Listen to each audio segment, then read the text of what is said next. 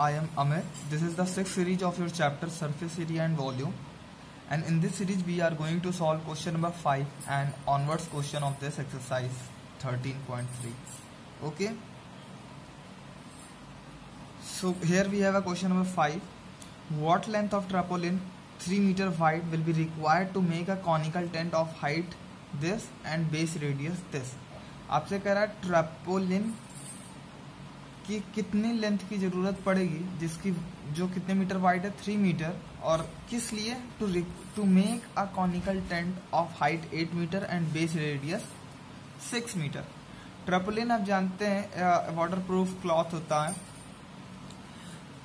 जिसको तिरपाल भी बोलते हैं हिंदी में। तो आप ट्रैपोलिन आप देखिए तो वो एक रोल के फॉर्मेट में होता है। आप यहाँ पे थोड़ा और क्वेश्चन पढ़ लेते हैं फिर समझते हैं।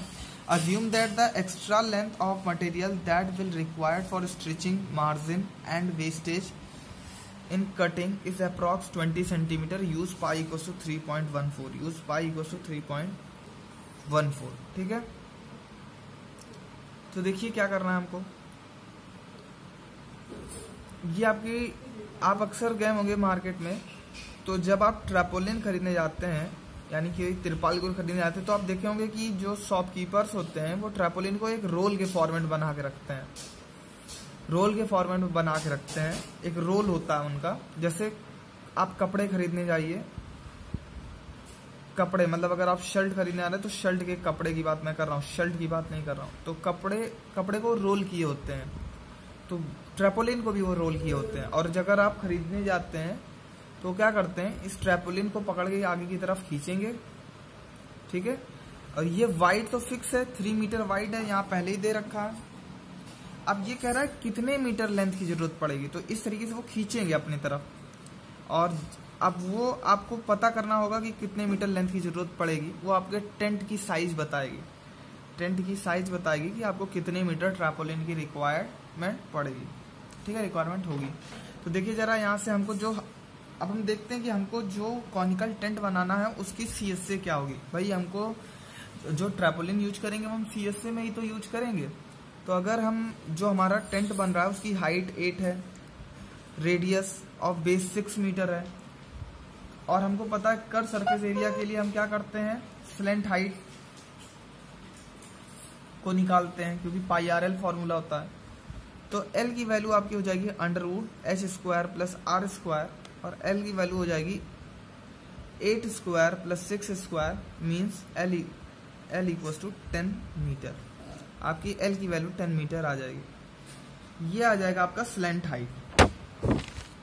तो कंफ्यूज मत होइएगा, ये लेंथ नहीं है, ये जो मैं लेंथ बता रहा था यहाँ पे ये लेंथ ये है नहीं, ये स्लेंट हाइट है, ठीक है। तो अब देखते हैं कि जो हमारा कॉनिकल टेंट बनेगा with height this and base radius this and slant height this, उसकी कर सरफेस एरिया कितनी होगी। तो area of tarpaulin required for making cone of base radius 6 metre and height 8 metre will be equal to pi RL, pi 22/7 R6 L10, ठीक है। ये सब आपको given है, आपको यहाँ वैल्यू पुट कर लेनी है। And this area must be equal to the area of rectangular sheet या area of tarpaulin in rectangular sheet, ठीक है। यानी ये जो एरिया होगी ये ट्रैपोलिन की एरिया के बराबर होगी ना, ये जो रेक्टेंगुलर शीट की एरिया है इसके बराबर होगी। अब देखिए इसकी आपको विड्थ पता है, लेंथ निकाल लेंगे। तो this area must be equal to the area of tarpaulin in rectangular sheet form, ठीक है। तो ये आपकी ये एरिया इसके बराबर हो जाएगी area of rectangular sheet L cross B, और B आपको पता है 3, L आपको निकालना है कि लेंथ ऑफ ट्रैपोलिन क्या होगी। L क्या है, लेंथ ऑफ ट्रैपोलिन। और यहाँ पे देखिए 20 सेंटीमीटर मैंने ऐड किया है, 20 सेंटीमीटर को मीटर में कन्वर्ट करने के लिए 100 से डिवाइड कर दिया रीजन, क्योंकि मार्जिन एक्स्ट्रा लेके चलनी है स्टिचिंग में, वेस्टेज में। यहाँ पे लिखा हुआ stitching margin, wastage in cutting in approx. जब टेंट बनेगा तो कहीं एक्स्ट्रा होगा, वो स्टिचिंग की जाएगी, कटिंग की जाएगी, तो उसमें एक्स्ट्रा मार्जिन आपको लेके चलना है, ठीक है। तो टोटल लेंथ ऑफ ट्रैपोलिन क्या हो जाएगा, आप यहाँ से देख सकते हैं आप यहाँ से देखेंगे तो डायरेक्टली तो ऐसे कटेगा नहीं, इसमें यहाँ तो दोनों तरफ आ जाएगा। तो अगर आप इसको सॉल्व करोगे तो लास्ट टाइम में आप इसको यहाँ से ऐड कर सकते हो, इस पॉइंट पे ऐड कर लो। आप फर्स्ट टाइम में मत ऐड करो, फर्स्ट टाइम में इसको इसके बराबर रहने दो, फिर लास्ट टाइम में क्या करो कि इसमें ऐड कर लो। जब आप इसमें ऐड करोगे तो आपकी ये वैल्यू आ जाएगी 44 क्रॉस 10 डिवाइड बाई 7 प्लस 0.2 यानी 62.85 प्लस 0.2 और ये आपका हो जाएगा 63 मीटर। कितना हो जाएगा? 63 मीटर। तो जो आपको ट्रैपोलिन चाहिए वो कितने मीटर लेंथ की होनी चाहिए? 63 मीटर। और वाइड तो आपको पता है कि इसका विड्थ पता है, तो आपका जो टेंट होगा वो आपके रिक्वायर्ड डायमेंशन का बन जाएगा। ठीक है, क्वेश्चन नंबर 6 देखते हैं। क्वेश्चन नंबर 6 है the slant height and the base dia of a conical tomb. Slant height and the base dia of conical tomb are 25 metre and 14 metre. Slant height और base diameter given है conical tomb का। एक conical Tom है दिख रहा होगा, इसकी base dia 14 given है और स्लेंट हाइट 15 गिवन है। ठीक है, स्लेंट हाइट 15 है, बेस डाया 14 है respectively. Find the cost of white washing the curve surface area at the rate of 210 rupees per 100 metre square. तो आपको क्या क्या डेटा गिवन है आप पहले वो लिख लो। एल आपको 25 गिवन है, डायामीटर 14 गिवन है, दिस इंप्लाइज दैट रेडियस 7 हो जाएगी। ये आपका डेटा गिवन है। अब आपको किसको व्हाइट वॉश करना है? Curve surface area of conical Tom को। तो CSA ऑफ टॉम क्या हो जाएगा? पाई RL, क्योंकि जो टॉम है वो किस शेप में है? कॉनिकल शेप में। तो CSA of tomb pi RL, pi 22/7, R की वैल्यू 7, L की value 25, 7 cancel 7, 25 cross 22, you will get 550 metre square. तो ये आपका कॉनिकल टॉम की एरिया आ जाएगी, कर्व सरफेस एरिया। अब आपको पता है कॉस्ट ऑफ पेंटिंग, आपको 100 मीटर स्क्वायर के लिए 210 रुपीज देने हैं, 210 रुपीज देने हैं। ठीक है, 100 मीटर स्क्वायर के। तो वही मैंने लिखा है, cost of 100 metre square white washing is 210 rupees.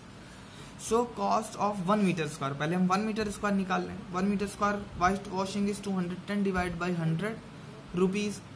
So therefore cost of 550 metre square white washing 210 divide by 100 cross 550, 0 cancel 0, 0 cancel 0, 21 cross 555, we will get 1150। तो आपको उस कॉनिकल टॉम को पेंट कराने में या वाइट वॉश कराने में कितने रुपए लगेंगे? 1155 रुपीज, 1155 रुपीज लगेंगे। ठीक है, क्वेश्चन नंबर 7 देखिए। A jokers cap is in the form of cone of base radius 7 centimetre and height 24 centimetre. एक जोकर की कैप है, उसकी बेस रेडियस 7 है और हाइट 24 है। ये इसको मैंने बना रखा, देखिए एक जोकर कैप के फॉर्मेट में है। बेस रेडियस 7 है और हाइट आपकी 24 सेंटीमीटर है।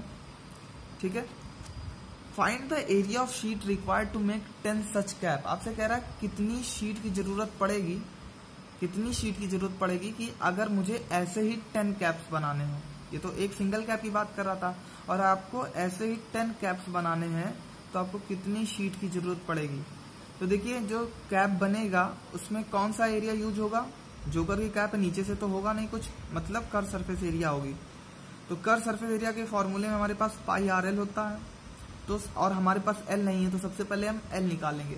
तो L आपको पता है √h square plus R square, h की जगह 24 का स्क्वायर, R की जगह 7 का स्क्वायर, एंड √625 आ जाएगा। 625 का आप रूट लेंगे, you will gate 25। Slant height आपकी आ गई।